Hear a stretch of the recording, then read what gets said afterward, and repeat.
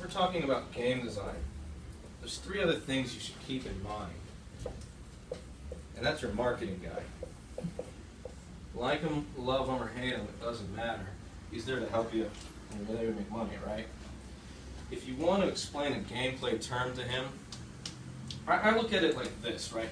I look at it like I'm kind of a stone, and he's kind of a stone, and together we create a lot of friction, and out the other side comes a polished sword.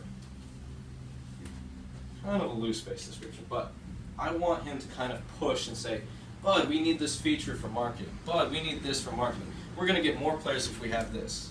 And then I'm going to come back and say, whoa, whoa, whoa, whoa, whoa. You're on the right track, but what does this do to the gameplay? And then what can I do to the gameplay to drive one of these three things? Or what will the feature do to one of these three things? Right? If I want to drive acquisition, if I want to acquire more people, I want the game to share with people, to invite people, invite their friends, hopefully in a good way. Or I just want the game to be so good and so fun, especially, and keep them playing throughout the day, that you look over and your friend's playing it, and it makes you ask, hey, I see you playing the same game all the time. What is that? That type of feature and that type of gameplay drives acquisition. Retention is about keeping them playing over and over or coming back, right? So one I call sticky. Sticky means it keeps coming back. You close it, and then an hour, 2 hours later, you open it again. I refer to that as the stickiness of the app or the game. Farmville really drove home the stickiness because you had to check every 15 minutes or 50 minutes or 2 hours or your crops would wilt and die. So it made you keep coming back.